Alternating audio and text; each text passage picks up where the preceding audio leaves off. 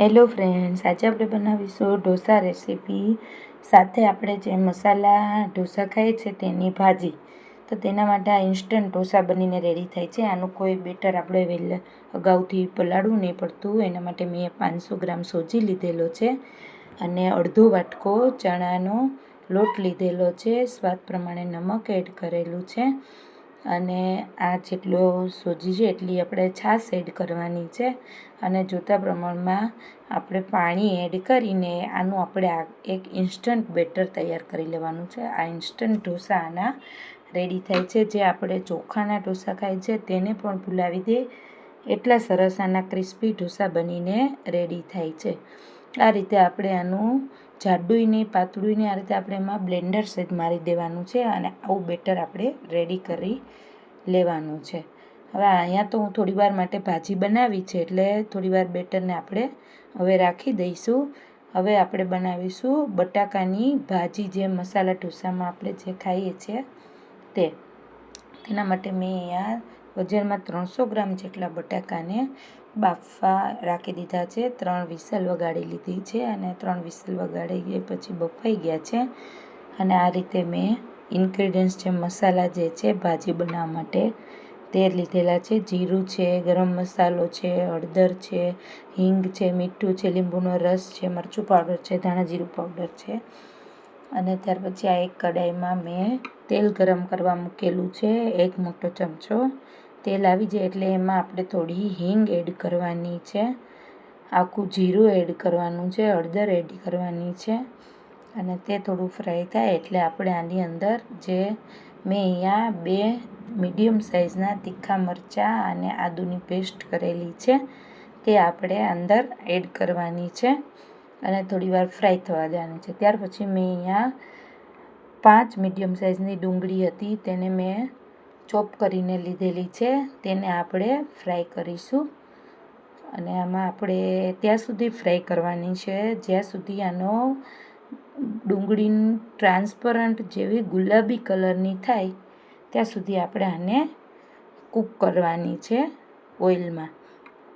ત્યાર પછી આપણી આ ડુંગળી ફ્રાય થઈ ગઈ છે. સ્વાદ પ્રમાણે એમાં મેં નમક એડ કરેલું છે.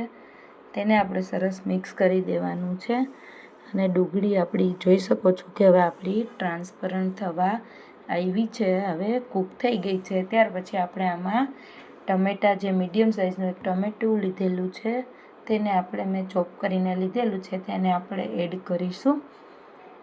તે સરસ આપણે આની અંદર કૂક થવા દેવાનું છે. ત્યાર પછી મેં મરચું પાવડર, ગરમ મસાલો અને જે ધાણા જીરું પાવડર લીધેલું છે તેને આપણે આને મસાલાને આમાં મિક્સ કરી દેવાના છે અને થોડીવાર આ બધું કૂક કરવા દેવાનું છે. આને આપણે ઢાંકીને થોડીવાર માટે રાખી દઈશું, 1 મિનિટ માટે. અને 1 મિનિટ પછી તમે જોઈ શકો છો કે આપણું તેલ સરસ આમાંથી છૂટું પડી ગયું છે. મસાલા બધા સરસ કૂક થઈ ગયા છે.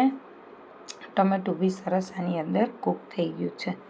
ત્યાર પછી આપણે જે મેં બટાકા વજનમાં 300 ગ્રામ લીધેલા છે તેને મેં આ રીતે બફાઈ ગયા પછી ચોપ કરી લીધા છે. તેને આપણે આની અંદર એડ કરી દેવાના છે અને આપણે સરસ આ મસાલાને બધું કૂક થઈ ગયું છે, ડુંગળી ટમેટું એની અંદર આપણે સરસ મિક્સ કરી લેવાના છે. અને આ આપણી અત્યારે ભાજી બનીને ઓલમોસ્ટ રેડી છે. છેલ્લે આપણે લીંબુનો રસ એમાં એડ કરીશું 1 ચમચી અને મેં અહીંયા લીલા ધનિયા એડ કરેલા છે અને તેને આપણે આની અંદર સરસ મિક્સ કરી લેવાની છે. અને આ આપણી મસાલા ઢોસામાં જે ભાજી ખાઈએ છીએ ઢોસા સાથે તે બનીને બટાકાની રેડી થઈ ગઈ છે. અને આમાં આપણે સંભાર અને જે ચટણી છે તેનો વિડીયાની લિંક મેં ડિસ્ક્રિપ્શન બોક્સમાં આપેલી છે, ત્યાંથી તમે આ જોઈ શકો છો. અને હવે આપણે આમાં ઢોસા ઉતારીશું. આ બેટર આપણું બનીને આ રીતે આપણે રાખવાનું છે, બહુ પાતળું નહીં અને જાડું નહીં, આવું આપણે બેટર રેડી કરીને રાખવાનું છે. અહીંયા મારી પાસે આ લોખંડનો તવો છે એક મોટો, તેને પહેલાં આપણે ઓઇલથી ગ્રીસ કરી લેવાનો છે અને મેં એને પ્રીહીટ કરવા માટે રાખી દીધો છે આ તવાને. આને થોડું પ્રીહીટ થતાં ટાઈમ લાગે છે પણ આમાં ઢોસો એકદમ ક્રિસ્પી અને સરસ બનીને રેડી થાય છે. હવે આપણે અહીંયા થોડું બેટર લેવાનું છે આ ચમચાની મદદથી, અને આપણે એને ધીમે ધીમે એકદમ આ તવા ઉપર સ્પ્રેડ કરવાનું છે, તમે જોઈ શકો છો.